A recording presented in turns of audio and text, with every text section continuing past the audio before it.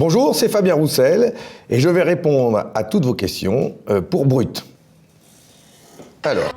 Comment vous allez mettre en place une stratégie pour réduire au maximum les violences faites aux femmes ? Pour réduire les violences faites aux femmes, il faut investir et y mettre les moyens. Nous réclamons 1 milliard d'euros d'investissement par an. C'est investir d'abord dans des moyens dans nos commissariats, les gendarmeries, avec des personnels formés, qualifiés pour recueillir les paroles, protéger les femmes. Il faut mettre en place des moyens, donner plus de moyens à la justice, notamment pour que le délit, quand il est réel, que les personnes soient sanctionnées et que les auteurs de ces victimes ne recommencent plus. Et je propose aussi la création de maisons dédiées pour protéger les femmes, recueillir leurs paroles quand elles ne souhaitent pas aller au commissariat, pour pouvoir les écouter et les protéger. C'est la question notamment du logement, puisque normalement c'est à l'auteur de ces violences qui devrait quitter le logement, mais bien souvent dans la vie c'est pas ça qui se produit, et donc il faut pouvoir protéger ces femmes et leurs enfants, puisque souvent ce sont des familles. Pour la protection des femmes, il y a aussi justement la lutte contre le harcèlement de rue. Comment on lutte contre ça aujourd'hui ? Par la sanction, il faut pouvoir être ferme. Le mouvement MeToo a permis justement et de libérer la femme et a permis de dire que la peur devait changer de camp. Et donc, les hommes qui sont auteurs de ces violences doivent être retrouvés, doivent être condamnés et suffisamment condamnés. Non mais quoi comme moyen c'est-à-dire dans la rue, il y a des policiers qui... Parce que c'est toujours la question du flagrant délit. Une femme qui est suivie dans la rue, qui est insultée, il n'y a pas forcément un policier qui est là à quelques mètres pour constater ça. Comment on fait justement pour que concrètement les femmes puissent aujourd'hui se sentir plus en sécurité quand elles sortent ? On sait par exemple que dans les transports en commun, 100% des femmes disent avoir vécu des situations de harcèlement ou en tout cas des situations compliquées. Vous avez bien raison, et d'ailleurs quand j'ai dit qu'il fallait investir dans la sécurité, que je voulais prendre cette question à part entière, je me suis fait chambrer. Eh bien j'assume tellement, oui il y a besoin de plus de moyens de police, de protection, notamment de ces femmes, de ces jeunes filles qui sont agressées dans les transports collectifs, dans la rue, plus de bleu pour protéger et pour pouvoir attraper les auteurs de ces actes de violence.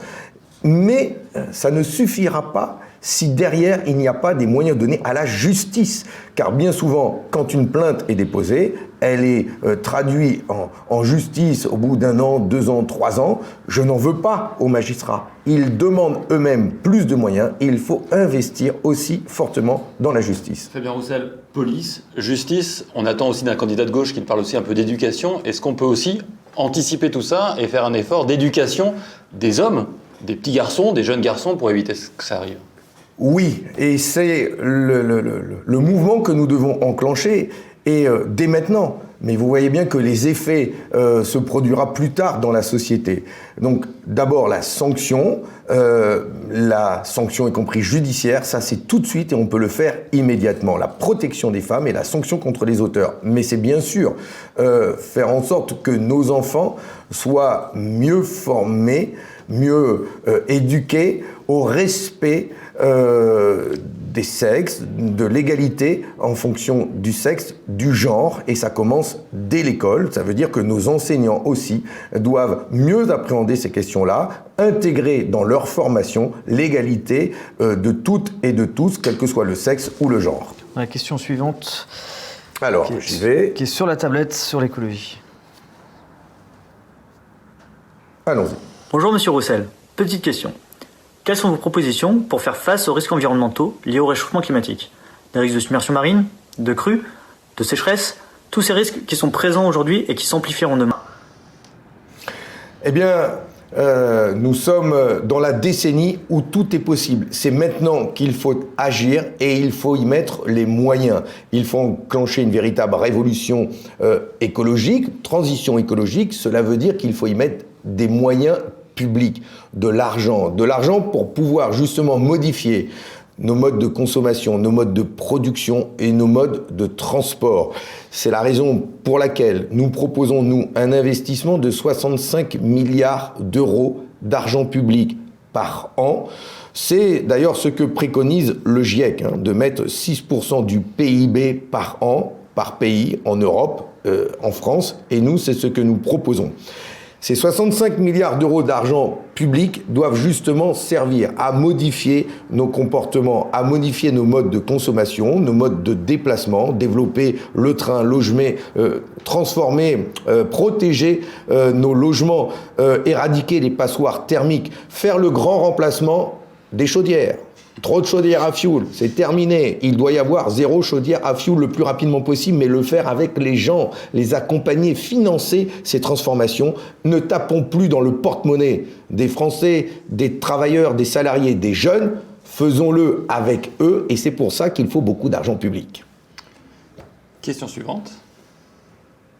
Alors, c'est une question écrite, et je la lis. C'est Jus Berthaud qui me demande « Ah oui, c'est le gars qui veut augmenter la production de viande en France, comme si on n'avait pas assez de problèmes environnementaux. » Bon, je veux juste dire à Jus que en matière de souveraineté alimentaire, la France est dépendante en matière de production de fruits et légumes et en matière de viande. Ce sont les deux filières où nous sommes dépendants de pays étrangers. Alors, qu'est-ce que tu veux ? Tu veux qu'on continue d'importer nos fruits et nos légumes, notre viande, y compris de la viande pourrie, chargée d'antibiotiques, les poulets du Brésil, le mouton de Nouvelle-Zélande, ou est-ce que c'est pas mieux de les produire en France sur des systèmes herbagés de plein air, respectant la terre, respectant les animaux, le vivant, respectant les hommes et les femmes qui produisent, et faire en sorte que nous mangions tous de la viande, que nous en mangions moins, il faut en manger moins, mais que nous en mangions de la bonne, produite en France et respectueuse de la terre, des animaux et des agriculteurs. Et c'est tout simplement la proposition que je fais. Fabien Roussel, il est interdit en France aujourd'hui d'importer de la viande nourrie d'antibiotiques, ou en tout cas remplie d'antibiotiques pour améliorer sa croissance. En quoi est-ce que la viande française est de meilleure qualité que la viande étrangère ? Ah, ce serait beau si c'était vrai. Ce serait beau si c'était vrai. C'est la loi en tout cas. Mais oui, mais justement, je propose de mettre en place une police alimentaire capable d'aller contrôler ces aliments qui viennent de l'étranger, capable de contrôler quand nous passons des accords commerciaux avec d'autres pays sur l'importation de produits. Je ne dis pas qu'il ne faut plus du tout importer, sinon il y a des produits que nous sommes incapables de faire ici et auxquels nous pourrions avoir envie de consommer.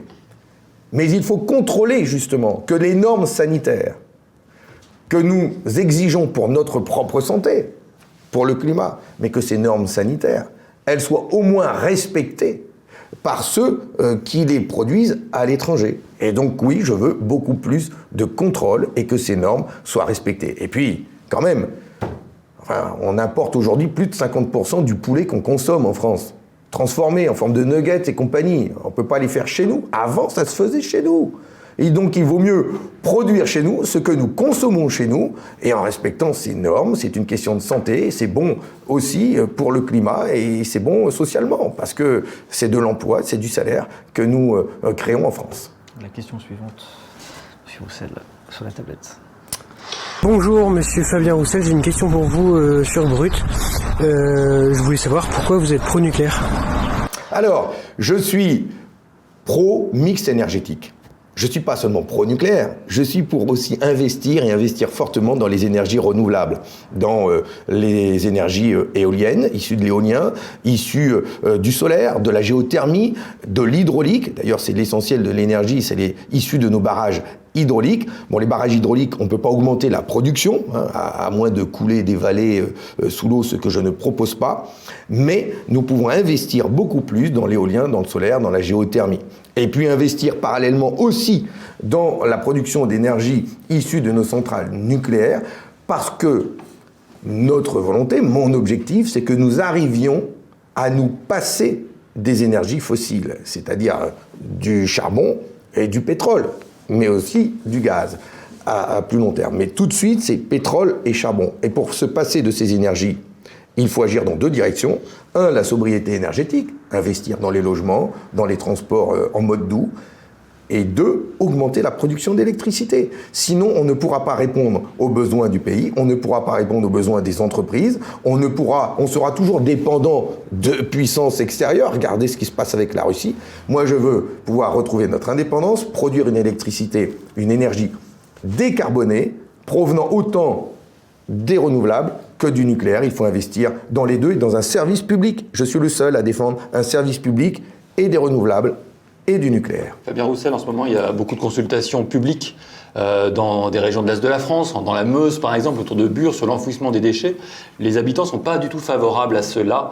Qu'est-ce que vous leur dites ? Cette question de traitement des déchets est une question effectivement sensible à gérer pour tous les pays qui ont fait le choix d'investir dans l'énergie, dans la production d'énergie nucléaire. Et donc, il faut y mettre les moyens dans la sécurité et dans le traitement de ces déchets. Ne pas les déléguer à d'autres pays, ça ce serait inadmissible. Il faut pouvoir les traiter nous-mêmes. Aujourd'hui, la seule solution qui existe, c'est celle de l'enfouissement. Et donc, tous les pays sont confrontés à ça et le font parce qu'il n'y a pas d'autre choix. Mais il faut aussi investir dans la recherche et faire confiance à la science, car il sera possible demain de produire de l'électricité nucléaire en n'ayant quasiment plus de déchets, en réutilisant ces déchets. L'avenir, c'est aussi ça. Et je fais confiance, moi, à cette filière du nucléaire et à nos ingénieurs, à nos chercheurs dans ce domaine. Merci. Question suivante, s'il vous plaît. Pourquoi soutenez-vous la chasse ? Oh là, question rapide. La chasse fait partie de notre histoire. Elle a été la chasse populaire. C'est la Révolution française. Avant, il n'y avait que les seigneurs qui pouvaient chasser. Après la Révolution, le peuple pouvait chasser pour se nourrir. Et donc aujourd'hui, je demande à ce que l'on respecte tous ceux qui pratiquent la chasse. Ils sont 3 millions, il y a 3 millions de permis de chasse en France, 1 million renouvelés tous les ans, il n'y a pas d'autre pays comme ça en Europe. Nous devons pouvoir vivre ensemble dans la nature, pratiquer les loisirs tous ensemble dans la nature, dans le dialogue et dans le respect. Et donc, il faut créer toutes les conditions pour que ce dialogue existe. Et si on interdit demain la chasse, le week-end ou pendant les vacances, je pense moi aussi à ces chasseurs, ouvriers, salariés, qui font ça quand ils ont des loisirs, quand ils ont des vacances ou les week-ends. Eux, ils n'ont pas les moyens d'aller chasser en Afrique en affrétant un jet privé, et ça, je partage pas du tout, par contre. Et donc, si on veut que cette pratique reste populaire, eh bien, il faut mettre en place le dialogue permettant à tous d'avoir accès à la nature et d'y pratiquer ses loisirs. Quand on pense à la chasse, on pense aussi au poids des lobbies. Aujourd'hui, comment vous allez faire pour lutter contre toute forme de lobby ? On a vu que ça a été un vrai sujet durant ce quinquennat. Tout à fait. Eh bien, le meilleur moyen de lutter contre les lobbies, c'est de dialoguer avec les instances représentatives. Et il y a notamment une instance représentative de l'ensemble des pratiques de loisirs, qui réunit autant les vététistes que les chasseurs et d'autres activités de loisirs qui se pratiquent en plein air et dans la forêt et la nature. Il faut pouvoir permettre à chacun d'y avoir accès et avec des règles de sécurité les plus importantes possibles. Et quand je me suis adressé aux chasseurs, c'était aussi pour leur dire qu'il ne doit y avoir zéro victime, zéro mort à cause de la pratique de la chasse. Mais c'est l'objectif que l'on doit tendre.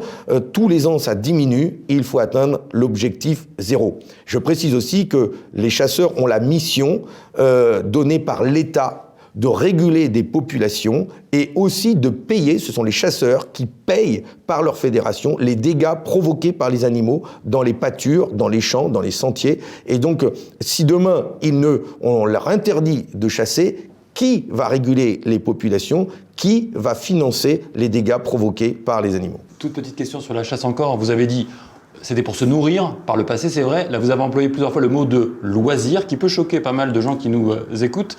Est-ce que vous comprenez que ça puisse choquer de parler de loisir quand on parle de tuer des animaux ?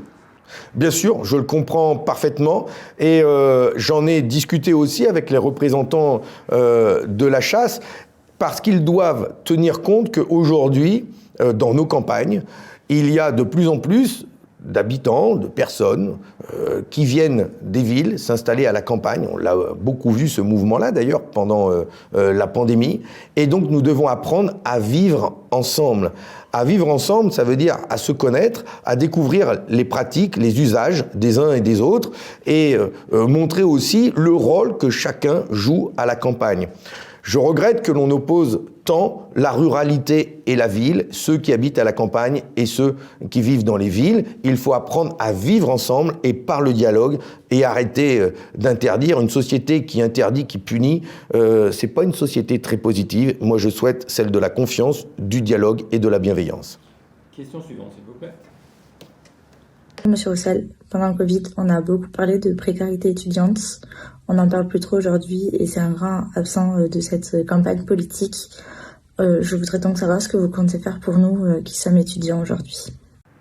D'abord, je mettrai en place le revenu étudiant le plus vite possible et peut-être pourrions-nous le mettre en place pour septembre 2022. Un revenu étudiant à partir de 850 € net par mois, pouvant aller jusqu'à 1 000 € en fonction de la situation de l'étudiant. L'objectif est de garantir à chaque étudiant la possibilité d'avoir un revenu, une allocation, lui permettant d'étudier sans être obligé de travailler à côté. C'est une mesure d'égalité, de justice que nous devons vite mettre en place pour garantir à chacun des étudiantes, des étudiants de France, les meilleures conditions d'études. C'est aussi comme ça qu'on construit l'avenir du pays.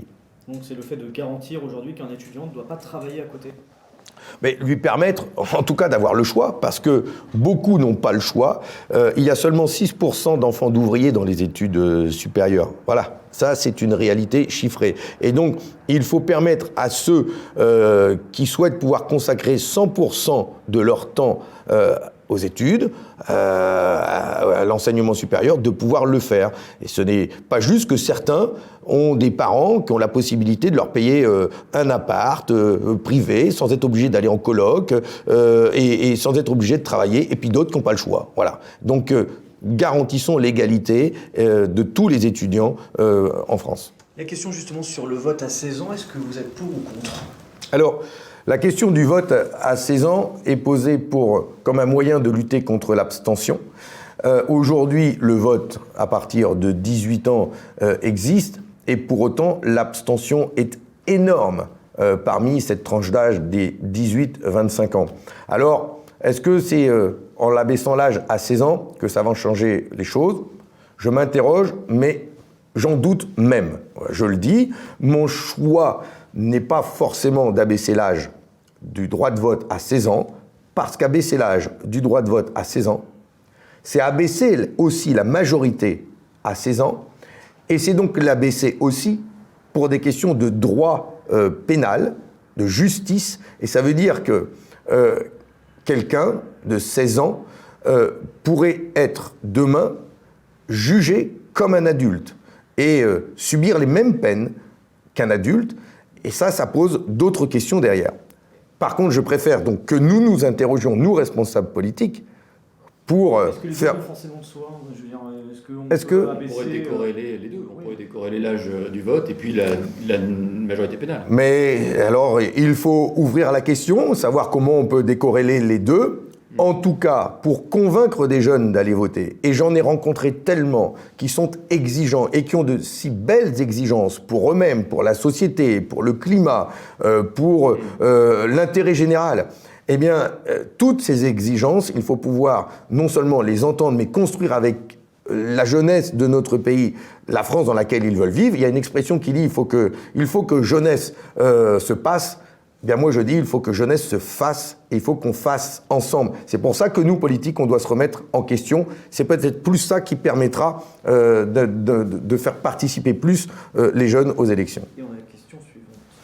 Que la question se passe. Monsieur Roussel, comment comptez-vous faire de la France un pays davantage compétitif si la semaine de travail passe de 35 heures à 32 heures ? Alors, la question de la compétition, Sacrée question, hein. Parce qu'au nom de la compétitivité, je peux vous dire qu'on a une paire d'entreprises qui sont parties s'installer à l'étranger et que ça a provoqué beaucoup de chômage. Au nom de la compétitivité, on a même ouvert à la concurrence beaucoup de nos services publics et on a affaibli beaucoup de nos services publics. La compétitivité, je vais vous dire ce que moi j'y mets dedans. Ce que j'y mets dedans, c'est investir dans l'enseignement, investir dans la formation.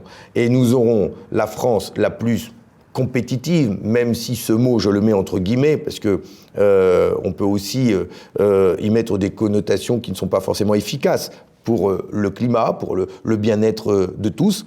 Mais prenons le mot positivement.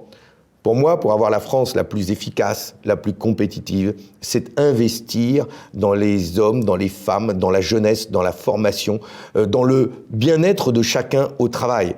On reconstruira une France avec des salariés, des hommes et des femmes bien payés, épanouis au travail, heureux, en bonne santé, bien formés, et pas avec une France qui dit aux salariés « Ah, vous allez travailler plus, il va falloir être un peu plus stressé pour être efficace, Non, ça c'est terminé. Cette France-là, elle a fait la démonstration qu'elle était inefficace. Une France triste, c'est une triste France. Moi, je veux défendre des salariés qui sont épanouis, heureux au travail, et ça, c'est le signe de l'efficacité. Est-ce que, comme nos voisins belges, vous pensez que d'instaurer la semaine de 4 jours, ça pourrait être une bonne idée?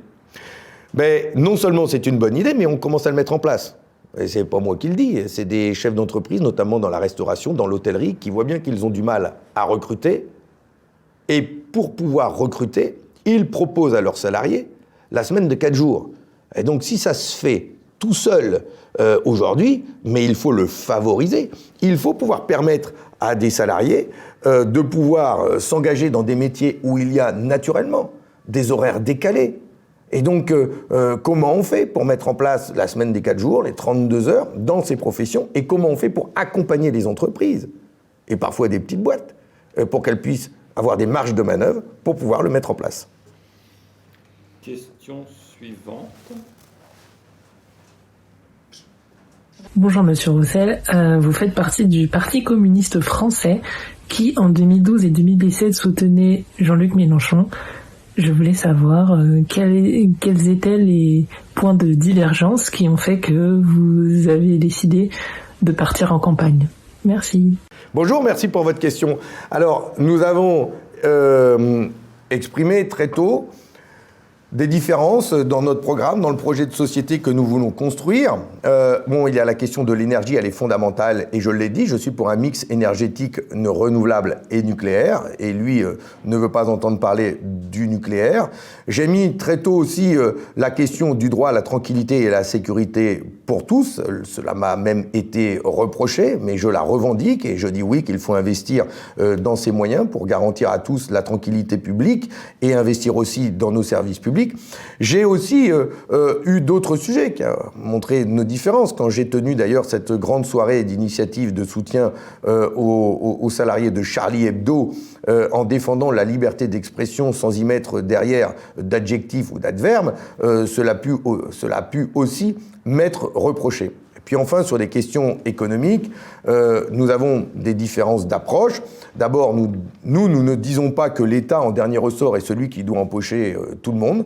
Nous voulons, nous, faire en sorte que les entreprises, le privé, participent au redressement du pays et que les salariés dans les entreprises aient plus de pouvoir pour pouvoir agir sur nos modes de production et pour que l'on puisse embaucher, relocaliser nos activités en France. Je vous donne quelques points de détail et d'importance sur des sujets liés à la laïcité, à la sécurité, à l'énergie, mais aussi à l'économie. Ce sont des points importants qui peuvent faire la différence.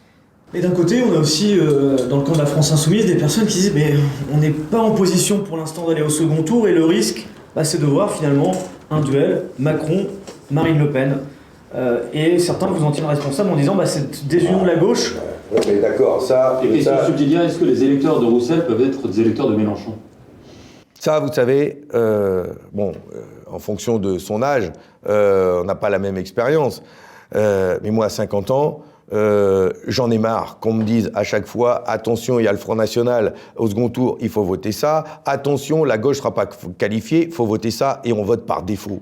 On vote par défaut, on ne vote plus pour ses idées, on vote plus pour soi-même, on vote plus pour celui dans lequel on se sent le plus proche, on vote plus pour le programme pour lequel on a envie de s'engager, on vote par défaut. Enfin merde, on est dans une société démocratique avec une élection où il y a 2 tours. Si on a 2, c'est qu'il y en a un où on choisit pour qui on vote et un deuxième où on élimine celui que l'on ne veut pas. Sinon, on n'a qu'à copier le modèle américain, républicain, démocrate, Biden, Trump, affaire réglée. Et on n'en parle plus. Mais ça, c'est pas la richesse de notre pays. Donc, votons pour nos idées. La gauche, aujourd'hui, elle est faible. Elle est faible parce qu'elle ne pèse que 25%. Et donc, au contraire, allons chercher toutes celles et ceux qui n'y croient plus. Faisons en sorte qu'en additionnant l'ensemble de nos résultats, nous ayons 50,1% qui puissent constituer une majorité et mettre en œuvre les grandes réformes dont nous avons besoin. J'ai quand même une petite question. Vous avez parlé de Jean-Luc Mélenchon. Qu'est-ce que vous leur reprochez précisément en termes de laïcité ? J'ai donné cet exemple sur la liberté d'expression. Concernant la loi de 1905, nous voulons l'observer telle qu'elle, pareil, sans y mettre derrière d'adjectifs ou d'adverbes. C'est rien que la laïcité, toute la laïcité. J'ai défendu d'ailleurs sur ce principe et dans le cadre de la loi séparatisme des amendements, et notamment un qui voulait mettre fin aux écoles hors contrat, ces écoles dans lesquelles nous ne savons rien de ce qui se passe à l'intérieur des murs de ces écoles. Dans la République, ça ne doit pas exister. Et donc j'ai défendu une République laïque et qui repose notamment sur une école républicaine. Et puis j'ai défendu, selon ce même principe, la neutralité des agents de nos services publics, y compris dans les délégations de services publics, puisque ça aussi c'est un principe républicain inscrit dans la loi et il faut pouvoir le faire vivre et le faire vivre naturellement. Et ça, c'est un point de divergence avec la France Insoumise ? Ce sont les points de débat que nous avons eus ensemble sur ce sujet. On a appris justement que le SMIC allait augmenter le 1er mai entre 2,4 et 2,6% pour faire face à l'inflation. Dans votre programme, vous parlez d'un SMIC à 1 500 € net, ça fait 1 923 € brut. La question, c'est est-ce que ça ne risque pas de se révéler contre-productif en matière d'emploi ? On sait que certains entrepreneurs, c'est ce qu'ils répondent quand on parle augmentation des salaires à ce niveau-là. D'abord, l'inflation, elle va passer les 4%, donc on va encore avoir un SMIC qui va même pas le suivre. Et à force de dire, on peut pas augmenter le SMIC parce que c'est compliqué, on a aujourd'hui des travailleurs pauvres. Voilà. Et donc, moi, je dis stop. On m'a même expliqué qu'on pouvait pas faire l'égalité salariale femmes-hommes parce que ça coûtait cher. Alors, ça suffit, quoi. Ce qui coûte cher aujourd'hui, c'est le capital. Ce qui coûte cher, c'est l'évasion fiscale. Ce qui coûte cher, c'est la privatisation de nos services publics. Je souhaite que l'on puisse retrouver la France de la bonne paye avec des bons salaires. Concernant les multinationales qui distribuent des bénéfices et même des dividendes, elles ont les moyens d'augmenter les salaires. Les PME, les artisans, les petites entreprises, nous les accompagnerons, nous les aiderons, nous leur donnerons des marges de manœuvre pour qu'elles puissent, elles aussi, augmenter les salaires, faire l'égalité salariale. Quand je dis que nous les aiderons, c'est que nous baisserons la facture énergétique de ces entreprises. Voilà pourquoi il faut un service public et investir dans le nucléaire et dans le renouvelable. Nous baisserons leurs cotisations d'assurance et c'est pour ça que je veux nationaliser AXA. Et puis enfin, nous leur permettrons d'avoir accès, écoutez bien, à des prêts bonifiés. Des prêts bonifiés, c'est quand une entreprise emprunte 100 et qu'elle rembourse 80. Ce sont des prêts à taux négatifs. Je préfère que l'argent de l'État serve à financer des prêts à taux négatifs pour les PME qui investissent et augmentent les salaires, plutôt qu'on verse du blé à des Amazon, à des entreprises, des GAFA, qui, elles, défiscalisent, ou des McKinsey qui font de l'optimisation fiscale. L'argent public, il sera utile, et j'aiderai les PME à financer ces hausses de salaire. Question suivante. C'est une question de Baptiste.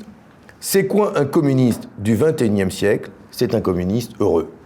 C'est un communiste bien dans ses baskets, lucide sur le passé, qui dénonce le stalinisme, les régimes autoritaires, et j'ai aucun état d'âme là-dessus. Moi, mon engagement politique, il est ancré dans l'histoire de France, avec ses parts d'ombre, mais ses parts de lumière aussi. Je prends tout, j'assume tout. Je ne fais pas comme ces partis qui changent de nom quand ils ont des gamelles au cul, ceux qui ont collaboré, ceux qui ont eu des affaires. Non, non. Nous, on assume toute notre histoire, mais surtout, je me projette sur l'avenir. Et dans communisme, il y a commun. Et je souhaite que l'on mette en commun toutes nos richesses pour les mettre au service du développement humain et de la planète. Voilà mon communisme à moi. Il y a quand même une dimension historique et idéologique dans le terme de communisme. Tout à l'heure, vous avez dit rapidement, je veux nationaliser AXA. Est-ce qu'il y a encore dans le programme communiste d'aujourd'hui, du XXIe siècle, l'idée de la mise en commun des moyens de production ? Oui, se réapproprier nos moyens de production, c'est essentiel, justement, pour pouvoir mettre en place un système économique qui tient les objectifs climatiques, qui respecte le vivant, qui respecte la dignité humaine. Qui mieux que les salariés dans une entreprise pour décider, avec les actionnaires, ensemble, des moyens de production, du respect de nos ressources naturelles, du vivant, d'améliorer les conditions de travail. Les salariés n'ont jamais été un problème, ils ont toujours été la solution. Je dirais même que dans notre histoire, parlons de communisme, dans l'histoire de France, le peuple de France, le monde du travail, les ouvriers, du public comme du privé, sont à l'origine des plus belles conquêtes sociales, des plus grandes avancées de notre pays.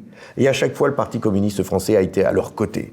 Et à cette époque-là, le Parti communiste français était fort, il était puissant. Et c'est bien pour ça que ça compte aujourd'hui de retrouver un Parti communiste plus fort pour être du côté du monde du travail et gagner ces grandes conquêtes sociales aux côtés de leurs syndicats. Mais il y a encore un secteur privé dans le modèle communiste de Fabien Roussel ? Mais bien sûr, c'est une différence que je peux avoir d'ailleurs avec Jean-Luc Mélenchon. On n'est pas pour tout nationaliser, on est pour faire confiance aux salariés et donner plus de pouvoir aux salariés dans les entreprises et donc dans le secteur privé pour décider ensemble de la production de nos richesses. Nous ne sommes pas que pour dire il faut mieux distribuer les richesses. On est pour dire comment on veut produire les richesses, nos richesses. Décidons ensemble, capital, travail. Geoffroy Roux de Bézieux me dit, oui, mais le capital, il exige un loyer. Ah ben, moi, je lui dis, il est cher, ton loyer. Hein. Il faudrait le baisser un petit peu pour que l'argent, justement, soit mis au service de l'investissement, des salaires, de l'égalité salariale, de la réindustrialisation, et pour une industrie décarbonée, justement. Et donc, retrouvons le moyen de décider de comment nous produisons les richesses. Dernière question historique, est-ce qu'il y a encore aujourd'hui, dans votre logiciel, la lutte des classes ? Oui, dans la mesure où il y a aujourd'hui, et c'est pas moi qui le dis, c'est Warren Buffett, le grand milliardaire américain, la lutte, il a dit, la lutte des classes existe et c'est nous les riches qui la menons et qui la gagnons en ce moment. C'est vrai que les puissants n'ont jamais été aussi riches, ils n'ont jamais autant tenu l'économie du monde en pleine période de guerre. Ils continuent de spéculer, à jouer sur cette terrible loi de l'offre et de la demande et à nous mettre en concurrence. Alors, dans ce combat, nous devons, nous, reprendre plus de pouvoir. Mais comme je le dis aussi, je n'ai pas d'ennemi en la matière. On est passé de Hollande qui disait « mon ennemi, c'est la finance » à Macron qui dit « mon ami, c'est la finance ». Moi, je n'ai pas d'ennemi, je ne veux que de la justice. La question suivante. Bonjour Monsieur Roussel et merci de répondre à ma question. Alors, finalement, Staline, camarade ou pas camarade ? Archi pas camarade. J'explique en 2 mots quand même. Hein. C'était dans l'émission Au Tableau sur C8 d'un gamin vous demande où est-ce qu'on doit mettre Staline et vous hésitez un moment quand même à le mettre dans la colonne camarade ou non camarade. En fait, c'est parce que j'ai voulu, mais peut-être que j'aurais dû d'abord le mettre dans la case pas camarade, ce que je viens de dire, mais dire aussi qu'au lendemain de la guerre,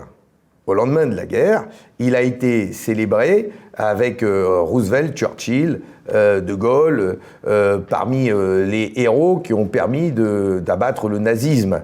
Et il a été vécu pendant longtemps comme un des héros, la bataille de Stalingrad, etc. Mais quand on connaît les morts, les goulags, la responsabilité, le sang qu'il a sur les mains, pas camarade. Merci. Question suivante.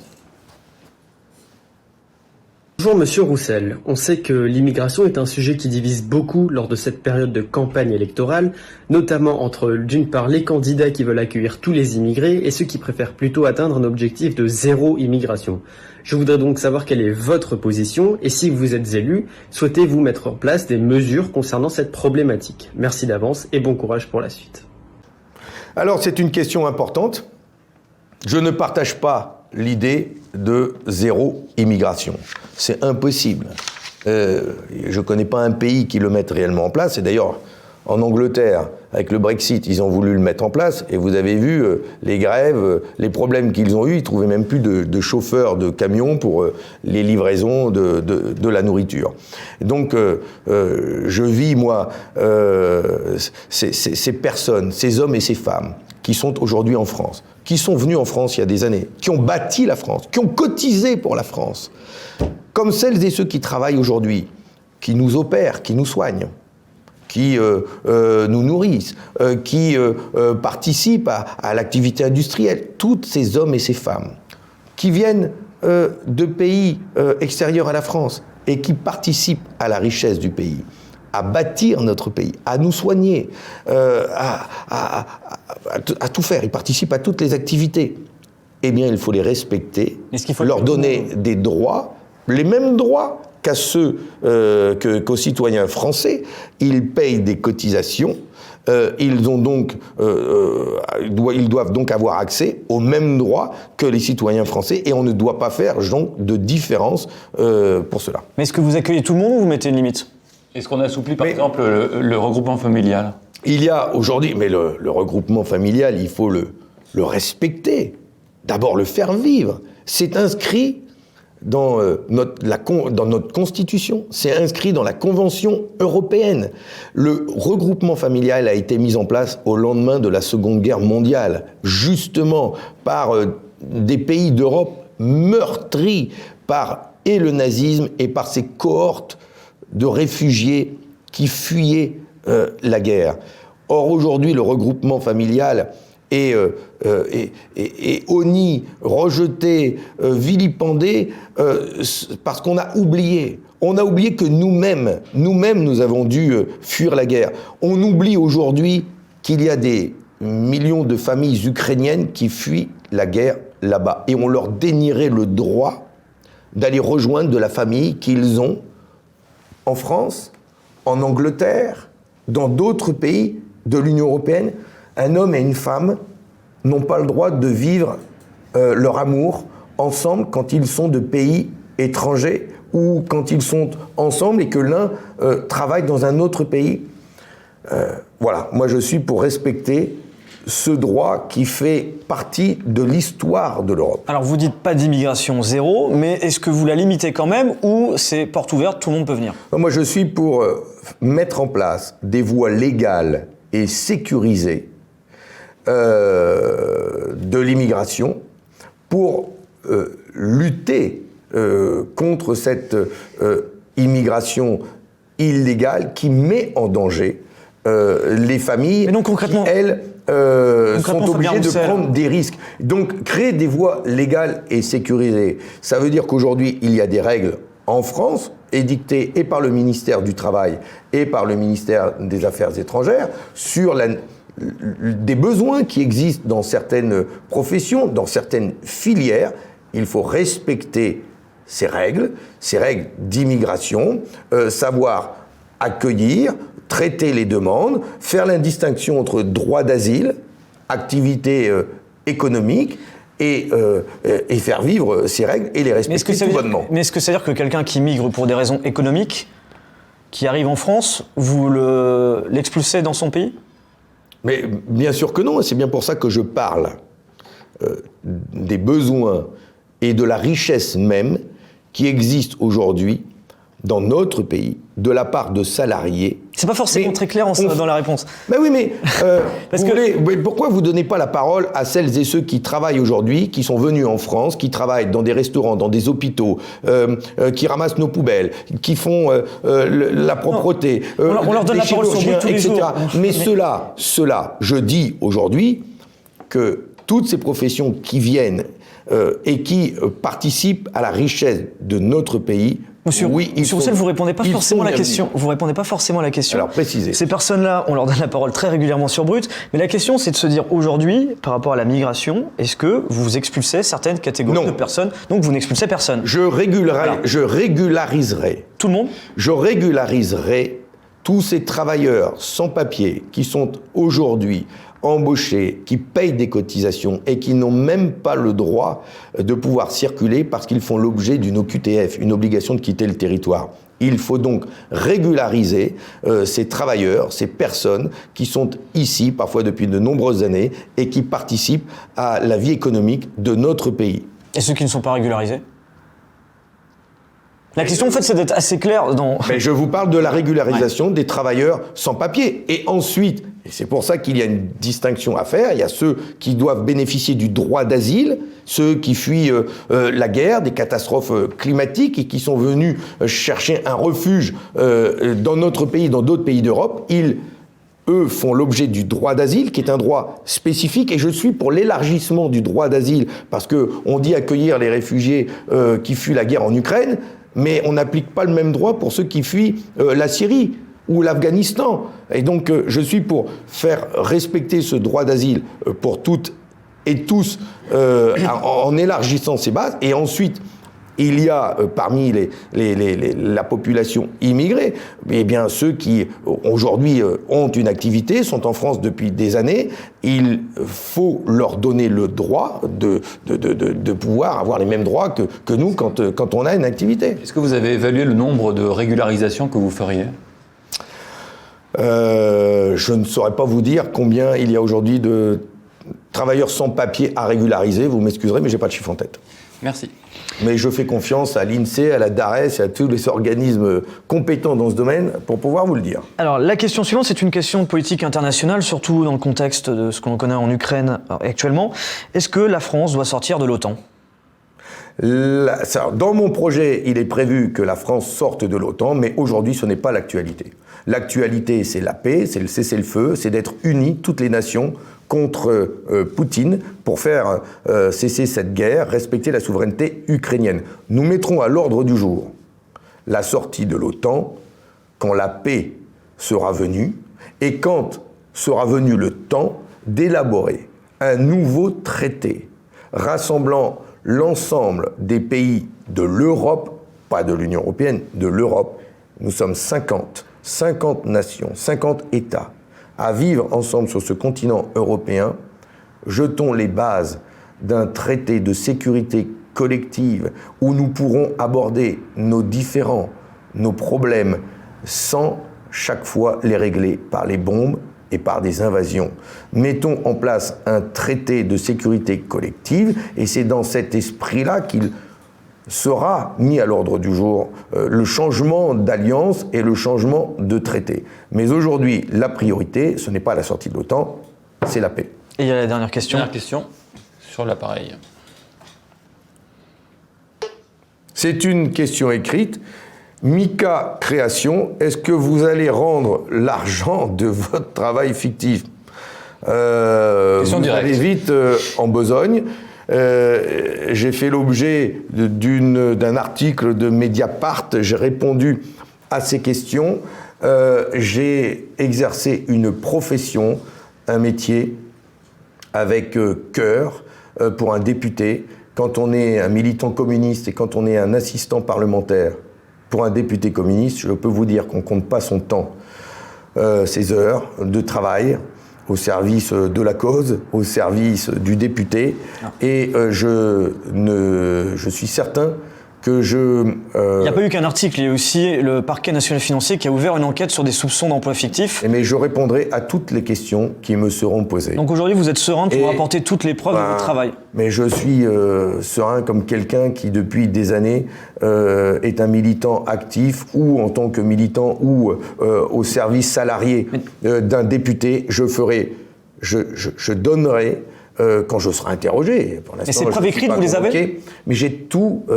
J'aurai tous les éléments à montrer à la justice quand je serai convoqué pour faire la démonstration de la réalité de mon travail. Et vous savez, parler d'emploi fictif, d'enrichissement familial, personnel, quand on est un militant communiste, quand je fais partie de ces candidats qui ont le patrimoine le plus petit, quand je fais partie de ces rares députés qui reversent une partie de ces émoluments, parce que nous, on ne s'enrichit pas quand on est élu, nous, on reverse une partie de nos émoluments. Moi, je reverse tous les mois 2000 € à mon parti qui organise derrière avec cet argent de la solidarité, des ventes de fruits et légumes, des journées à la mer. Voilà la réalité de notre engagement politique. Alors, je répondrai à toutes les questions, voilà, en toute transparence, mais aujourd'hui, c'est l'élection présidentielle. Et vous avez été contacté par les enquêteurs, vous avez une... Non, c'est pour ça que c'est la presse qui m'informe, c'est vous qui me le dites, et je réponds. Voilà, et quand je recevrai cette convocation, j'y répondrai tout naturellement. Je respecte et le travail des journalistes et le travail de la justice, et je suis certain que je ferai la démonstration de la réalité de mon travail. Merci. Merci beaucoup Fabien Roussel. Merci beaucoup.